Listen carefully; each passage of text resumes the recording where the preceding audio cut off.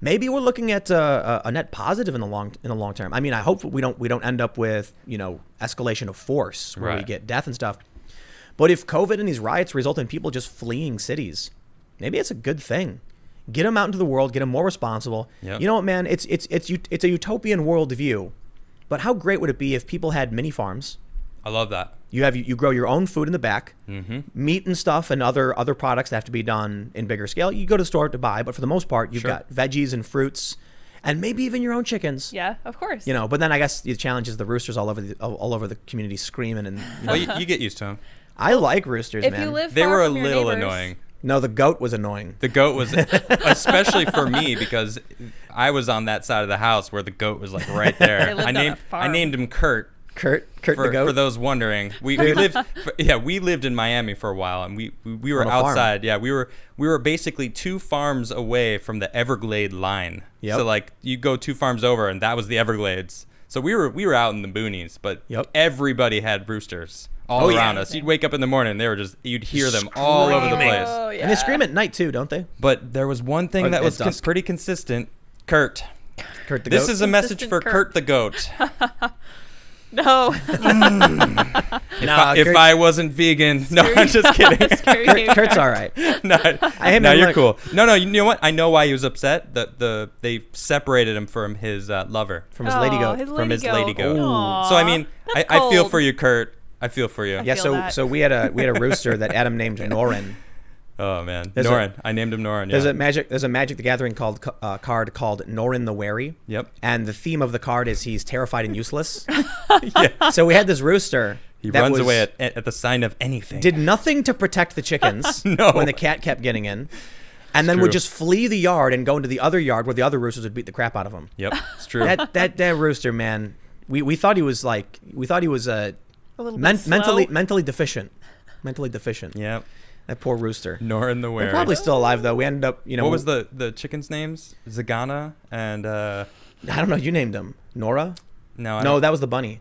I don't remember the other chicken. Zagana was one of the chickens. Was one of them though. Yeah. All magic related. Yeah. Anyway. I think we're getting sidetracked. I think, I think about people who live in the cities, and it's always sounded insane. Like Vice, for instance, was notorious for underpaying people. Like when I started working there this was 2011, 2013. 2013. Okay. There were people there making $27K a year and living in Williamsburg. Cow. Oh my gosh! How? I don't know. Spending all of it on rent. Seriously, that's not enough. I'm serious. And I remember there was one person who literally rented the an apartment right next to the Vice building.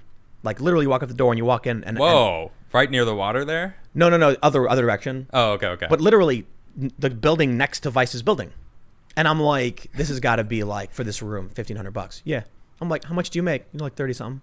I'm like, are you spending like 70% of your take home income on rent just to live here? Steal food or what's going on? Yeah, they dumpster dive. Oh my gosh. Now the rich Vice people were like, I have the penthouse down the street, and I'm like, well, yeah, but you make hundreds of thousands of dollars. Yeah. These people were so desperate to live there that they had no savings.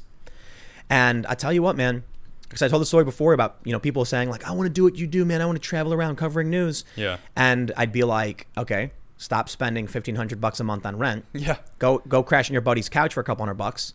And you know what the funniest thing is? What? This is hilarious. I'm talking to some like young intern who's spending $1,000 a month, and they're like, I want to do what you do. And I say, okay, here's my advice.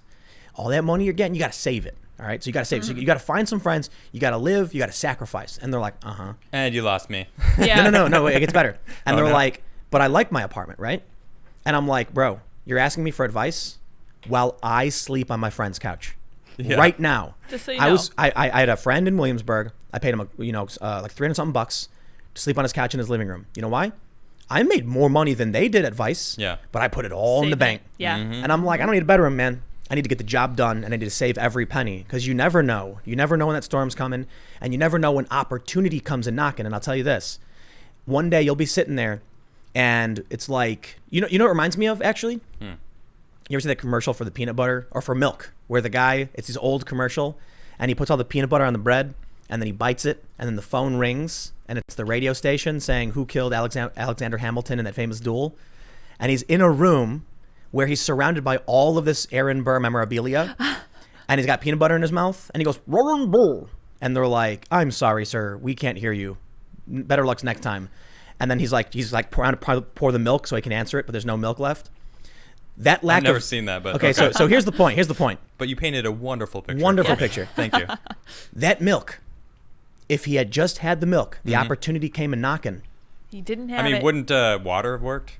Well, I don't know. It's a milk commercial, dude. I'm just asking. He's sitting at a table, and he's got a thing of milk, and he's mouthful of peanut butter, and he tries to pour it. Nothing comes out, and he goes, he's like in the room, and everything's around. It's funny, because he's got like a painting of it, and there's like the bullet in a glass case. It's obviously his thing. This is his house? It was a Got Milk commercial. I don't know. I see. Whatever, man. Obsessive much? The point is, these people sacrifice all the wrong things. Yeah. And then finally one day, opportunity comes to their door and says, "Would you like to fly with me to Ferguson? There's a huge store and I need your help. We're on our own though." And they go, "I have no money."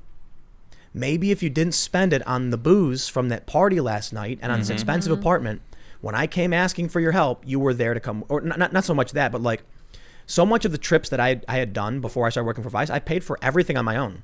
I saved everything I could when I would get donations or whatever, and that was the opportunity. So long story short, we'll wrap it back up to the original point. Yeah. Cities are too expensive. They're too expensive. And not only that are they too expensive, I think the most pressing thing is you're paying to live. You're paying someone else to live. That's what it is. Well, and if you stay there and you live there and your family lives there, it's like I don't care what race you are. It's if you live in a city, you're paying someone else and you're raising a family and paying another person to raise a family. You're not able to give them that house. Right, you talked about it. It's about generational wealth. Can't exist in a city unless you for most people, no. Unless you become a building owner or have a building passed to you. But it's hard to get up like that if you're stuck in city paying someone else. Yep. So moving out of the cities. Where are the pioneers at? Let's get rid of the cities. Yeah. There was a movie recommendation on Hulu called Almost Heroes. Okay. It's awful. This Chris Farley movie and Matthew Perry. Okay. And I've never seen it before. Never seen it. But apparently it's like during Lewis and Clark's. I like Chris Farley. Yeah, a lot. but it was not. I turned it off. Really? Yeah, it was a 90s movie or something. Anyway, the point was it was about Matthew Perry, this East Coast colonial era dude, and he was like, "I'm going to chart a route to the Pacific," and I'm sitting there thinking about it and like, man, do we have anybody who does that? Like most people just want the easy way out. Yep. Everything was done for you. But that's how it's been. You know what's messed up, man?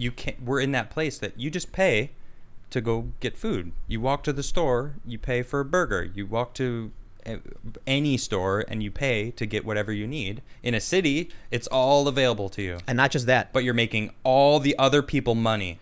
And a lot of these people in New York, the money is coming from them writing articles about Brad Pitt's junk. Right. So they're like, not real. 17 times Brad Pitt's junk was cut on camera. And it's like, you're getting paid $50,000 a year to do that. Right. So they value nothing. Right. Where's the purpose in that? It's eyeballs, attention economy, man. Yeah. So, I thought about in the past, like what drove someone to want to leave European, countries to spend months on a boat where you might die. And a lot of people didn't make it across the ocean. That's true. And then when you finally did, you landed on a rock. And they're like, well, there's all the nothing. It's all you. They just like jumped out screaming and ran across the continent. That's amazing. So like, man, could you imagine that? You're like, you get off the boat with your family. You're just, first of all, the boats didn't come to shore. They go to they load a little rowboats, boat, right. and then they row you to shore. Yeah. And then you climb out onto the sand and you're like, this is it. And your family's like, this is it. Like, this is where you brought us? Yep. Start cutting down that tree. Yep. Thanks, Dad. I'm sure there's something I'm missing about it, but there were like I'm sure once the first few pioneers came, the first thing they did was like start building, a dock and building temporary housing and shelters and things like that. And companies were involved. I'm sure, I don't know a lot about it, but I'm willing to bet like the first thing that happened wasn't families coming. It was like workers and crews thinking about fur traders was pretty big back then. Because then they send stuff back and thinking about what we would do for like terraforming Mars. Like we're not going to send a bunch of families with kids to go and just live on Mars. No way. No, we're sending scientists and engineers and but at the same time they are trying to send family. Not with kids though, but I mean the two astronauts that just flew, they're married to astronauts that also flew and have both been stationed in the space station. So, I mean, technically, yes, they want families to go out there so that it's less traumatic, for them. Yeah, it's a good point. So maybe it was specialized families. The people who kids of a certain age. But regardless of any of that, could you imagine just someone being like, get in this plane, we're going to drop you off in the middle of the woods, and then it's all you. Isn't that basically all these shows that are, reality get dropped off? Oh, man. How long can you survive? Have you seen the really... Naked and Afraid. Yes. I can't think of any others. Have you seen the viral offensive one where they put all the men on one island and all the women on the other island? No. What? Yeah. And so all the women... Okay, so man, it is... They had to have done this on purpose. Oh, man. But some people think it wasn't on purpose. Like, that's just what happens when women are left alone. Uh-huh. All right, so the women get lost. Okay. They struggle, they cry, they break down, and they beg to leave. They start fighting with each other. Yeah, they start gossiping the about men each other. Have clean water, shelter, band together, fire, everything. And then the women started demanding they get access to stuff the men had built and stuff like that. And what is that smile? Hold on, go ahead. You obviously have an opinion. I thought it was hilarious that women ended up doing that. Okay. Because I worked in nursing, and I loved most of my coworkers, but they did like to gossip, and gossiping was a serious problem. And they talk about nurses eating their young, and I'm like, what? Yeah. Yes. Is it nurses or just women in general? It is nurses, specifically the field of nursing. 98% female. Nurses eat their young. You get a new nurse on the floor, you're in the ICU, she gets no help. Who cares if her patient dies? Wow. So this really bothers me. That's rough. Okay, this really bothers me because it's not about showing this new nurse what's what. It's about taking care of the patient. Okay, so there's proof. That not all women. Well, yes, there's proof in that. Women. But I'm also saying that's Lydia's proof that not all women are like that. So yeah. I just thought it was funny that they all got on the island. Nice. And I once read a story about chickens. Oh, did you know that there's what a super chicken is?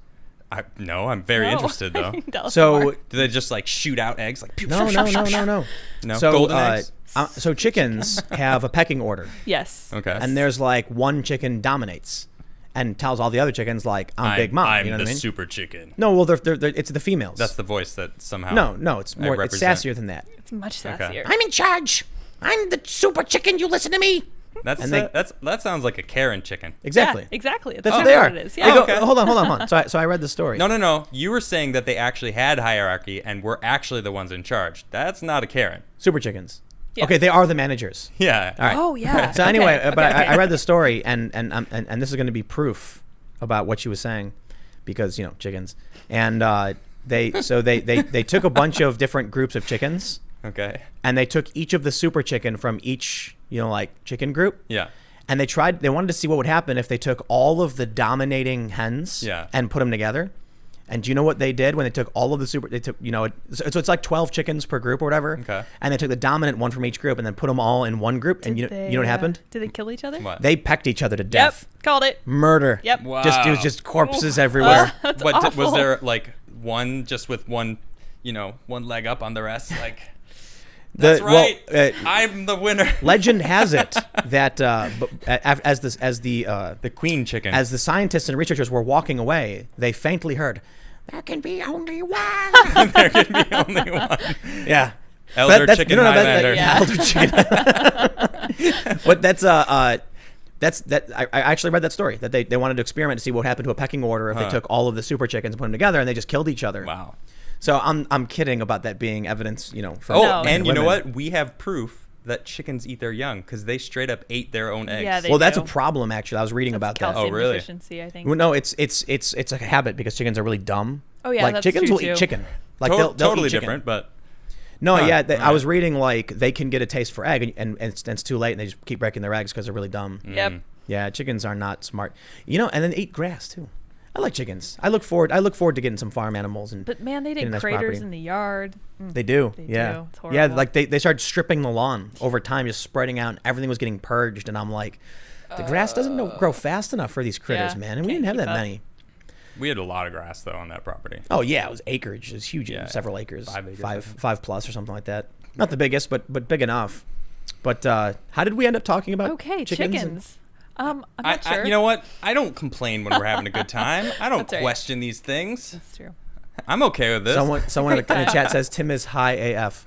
What? No, Never. just Literally chilling. never. Yeah, high. you know Never what? high.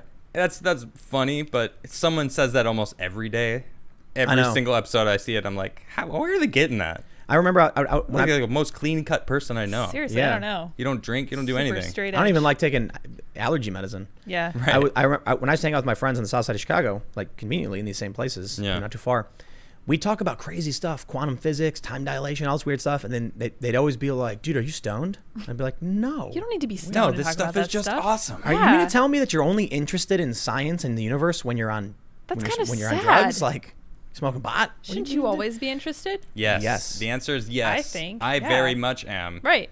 Interested in science. I felt like I needed to finish the Yes. sentence there. Clarify that. Someone in the chat said use chickens as tillers.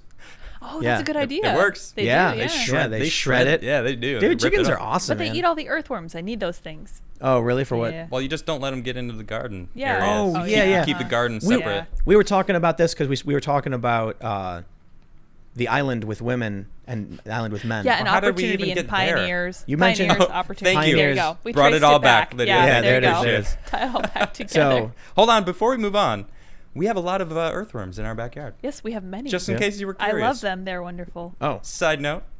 Yeah. Okay. Let's get But some maybe- chickens. We can continue. well, I think we've Updated everyone on our earthworm status. just about.